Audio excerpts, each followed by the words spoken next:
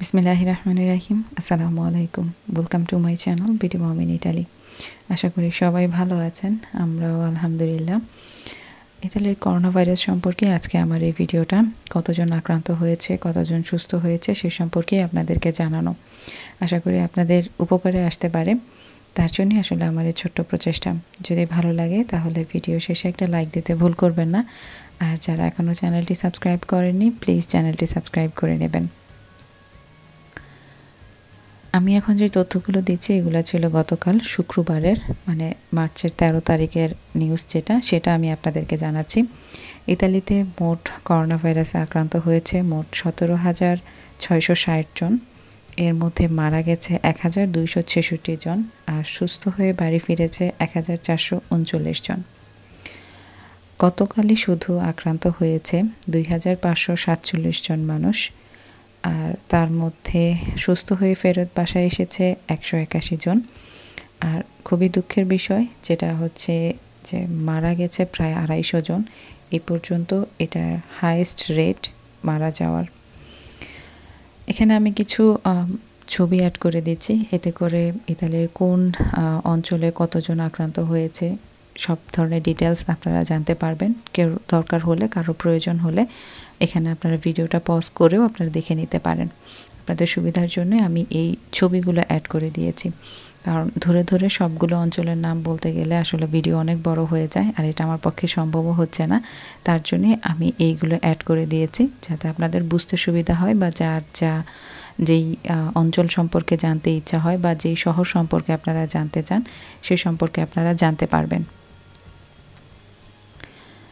বর্তমানে ইতালিতে করোনা ভাইরাসে আক্রান্ত আছে মোট 14,955 জন, যাদের মধ্যে 13,627 জনের অবস্থাই ভালো। একটা জিনিস খেয়াল করতে পারেন, মোট আক্রান্ত হচ্ছে 14,955 জন। এর মধ্যে সুস্থ আছে মোটামুটি মানে মাইল্ড কন্ডিশন যাদের 13,627 জন। তো এটা একটা ভালো দিক, বলা যায় 91% মানুষ সুস্থ আছে। আর মারা গেছে সেটা হচ্ছে 1,328 জন। এবার একটা কথা, আমি যতটুকু এতদিন পর্যন্ত এই নিউজগুলো দেখে বুঝলাম, ইতালিতে মৃত্যুর হারটা একটু বেশি। সেটারও কারণ ইতালিতে মোট জনসংখ্যার 23% হচ্ছে বয়স্ক। সো বুঝতেই পারছেন যে ইতালির মোটামুটি অনেকটা অংশই বয়স্ক। আর এই করোনা ভাইরাসে আক্রান্ত হলে বয়স্করা সাধারণত সারভাইভ করে উঠতে পারে না, তাদেরকে বাঁচিয়ে রাখাটা একটু কষ্টকর হয়ে যায়। তো হয়তোবা এর কারণেও ইতালিতে মৃত্যু হারটা বেশি হতে পারে। এই হচ্ছে বর্তমান আজকের অবস্থা। আজকে পর্যন্ত মানে শুরু হওয়ার পর থেকে আজকে পর্যন্ত ইতালির করোনা ভাইরাসের আক্রান্তর পরিমাণ, কোভিড-19 আক্রান্তের পরিমাণ যতটুকু আমার পক্ষে আপনাদেরকে জানানোর আমি চেষ্টা করেছি আর কি আপনাদেরকে জানানো। আর এখানে একটা খুশির খবর হচ্ছে চায়না থেকে 9 সদস্যের একটা দল ইটালিতে এসেছে। তারা তাদের অভিজ্ঞতা বা তারা তাদের ইতালিকে সাহায্য করার জন্যই আসলে তারা এসেছে। ইতালিয়ান যেই চিকিৎসক আছে তাদের সাথেই একসাথে কাজ করবে। আর অনেক মেডিকেল সাপোর্টও তারা সাথে করে নিয়ে এসেছে বা ইতালিকে হেল্প করছে। আরেকটা মজার বিষয় হচ্ছে যে ইতালিয়ানরা যেহেতু এখন, ইতালিয়ান বললে ভুল হবে, পুরো ইতালি তো যেহেতু এখন গৃহবন্দী, আমরা সবাই বাসার মধ্যে, তো সবাই দেখা যাচ্ছে যে যার যার জায়গা থেকেই একটু আনন্দ করার চেষ্টা করছে। নিজেদের ব্যালকনিতে এসে গান গাচ্ছে, জাতীয় সঙ্গীত বাজছে, মানে নিজেদেরকে একটু উৎসাহ দেওয়ার জন্য বা নিজেদেরকে শক্তি সঞ্চয় করার জন্য, মনের শক্তিটা বাড়ানোর জন্য।